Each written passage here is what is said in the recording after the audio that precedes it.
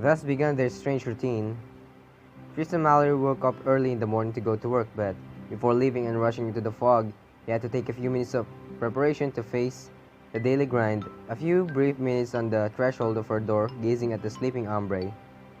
Then he ran away through the streets covered by dead leaves, escaping far away, toward the mountains of paperworks, toward the baleful tower furnished by vast offices where the slaves chained to their computers toiled away for the lord of that place.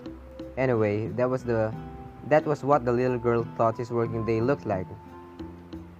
As for her, she woke up easily around 9 a.m., and her first reflex was to stretch and yawn in front of the cartoons with a bowl of cereals in hand. Damn, what a good life. She followed her favorite heroines' adventures. All of them were beautiful and courageous. All of them were friends for life. Princesses with elegant superpowers, covered with light effects and flower petals. Rich in love, they lived a perfect and enviable existence, especially the main character who owned a bedroom very similar to Ambre's. It was colorful and filled with cute accessories. However, this room was only a part of a bigger palace furnished the same way. How I would like to live in a castle as well. With her cute friends, the heroine hunted the villains, fell into traps, and called for the help of her charming prince, an ideal and fantasied man who served her in hand and foot. Life seemed easy, full of loves and adventures. All that was needed was to send back the nasty woman to her hiding place in the darkness. After all, she was nasty because she envied the young dazzling girls. Nasty because she was old and delusioned. Ambre would have loved to have magical powers, allowing her to make cute outfits appear, allowing her to have a stable where unicorns slept, allowing her to have a ballroom where she could organize extravagant parties based on beautiful dresses and cupcakes. It was always really disappointing for her to see the end of the episode. Of course, there were other programs, but the story with magical jewels was her favorite one. When the cartoons ended, she went to fill in her coloring books, daydreaming about being among those heroines. And then at midday, she heated up the leftovers that Tristan had left and went back watching TV. New programs awaited her. Again, she had her favorite, the one where a little girl owned a puppy that was different from the others. It was a red puppy who could sneak around. It was so very adorable. I'm sorry about that cut, something went up, okay? How I would like to have a dog that cute. The meal passed quickly to the rhythm of opening songs that she knew by heart. This was actually the time when Tristan called to make sure everything was okay.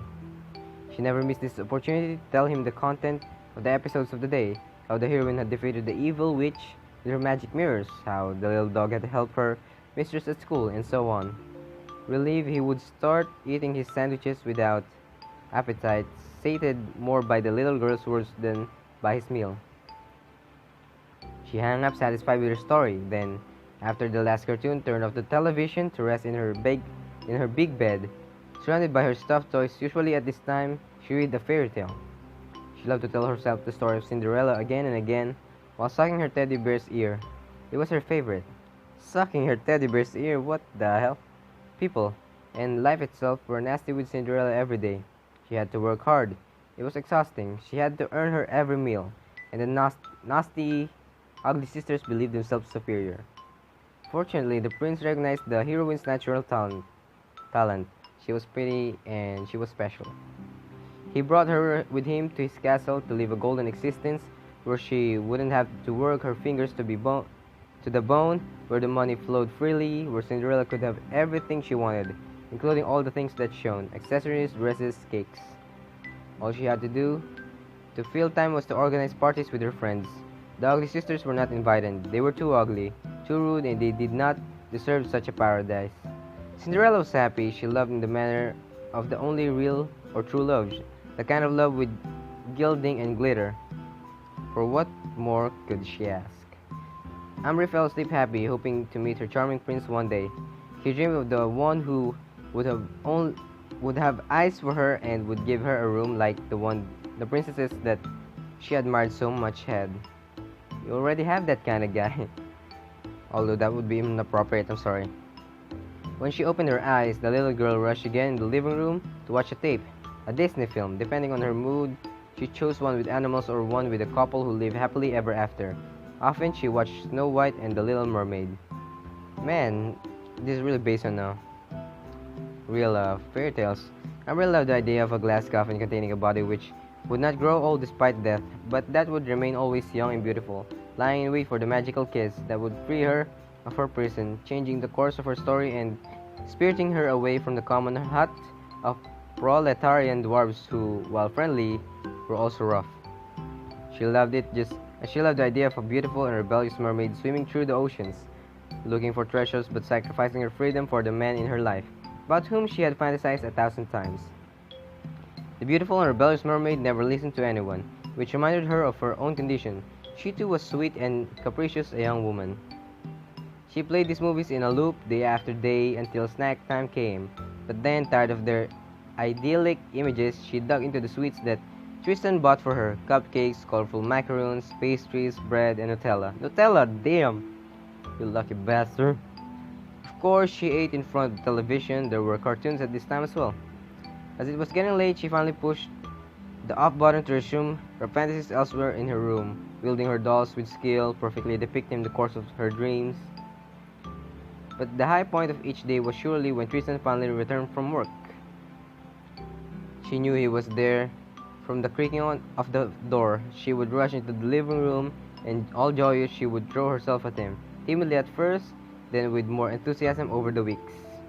She loved being carried on his shoulders to mimic the airplane and to fly through the flat until they crashed on the bed, laughing. Playing together was so much fun. With her friend, she could give life to her characters more easily. Her favorites, playing mommy and daddy. Damn! Ambre took the role of the mother and always took good care of the well-being of her child, a PVC doll with dead eyes supposed to embody an adorable little baby. She washed him, changed him, cuddled him, and gave him his bottle. Tristan had the role of the father. He had to read the newspapers in the kitchen while waiting for his wife to cook him a good meal, a role which hardly got him involved, but he was very well satisfied with that. Ambre took her task very seriously. She had the lead role after all. Therefore, she served her imaginary husband plastic fries and fruits with a bossy pout. He appreciated the gesture. However, the real meal was left to Tristan's charge once the game ended, a meal which the little girl took as an opportunity to tell the rest of her fabulous adventures. Tristan only had to listen to her with a smile on his face before he required her to go to the bathroom to wash up and brush her teeth. Ambre always grumbled at the bathroom's time, but her sexless mermaid Barbie quickly helped her to forget the inconvenience. More than once, she slyly waited for the 30-year-old man to come close enough for her to shoot with him with a fish-shaped water gun. Innocent laughter would ensue. Then he tucked her into her big princess bed, damn the art style, while telling her a story, usually a fairy tale. In those moments, she blinked more and more slowly, looking up at him with a touching expression. It could make Tristan melt from cuteness. He was careful not to close the door all the way. The corridor's light had to hunt the monsters which could disturb Ambre's sleep. It was a specific request. She was fearful. The 30-year-old man had to protect her from ghosts at the slightest shout. That was his promise to her. Before going to sleep, Tristan Mallory found some comfort in seeing her sleep. He hoped that her sleep would be inhabited with nice dreams and that she wouldn't forget him. That she would think about him in whatever way it may be. Could she even feel his presence? Or how much he cared for her? Their schedule allowed the weekend to turn into a more festive time. It was the time for outings. It was out of the question for Ambre to be bored, that she stayed indoor again the night. In the tight and break flat, she had to see some landscape.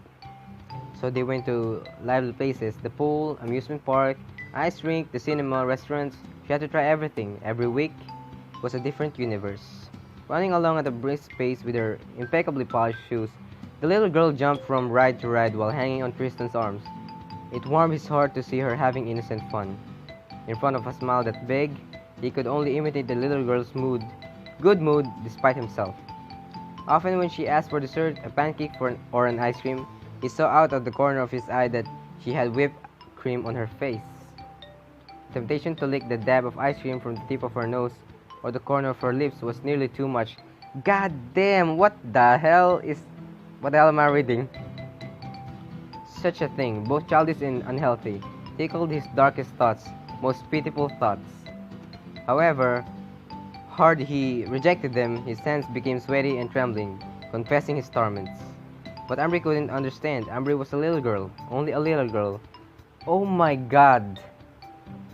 I think I know what's happening to Tristan.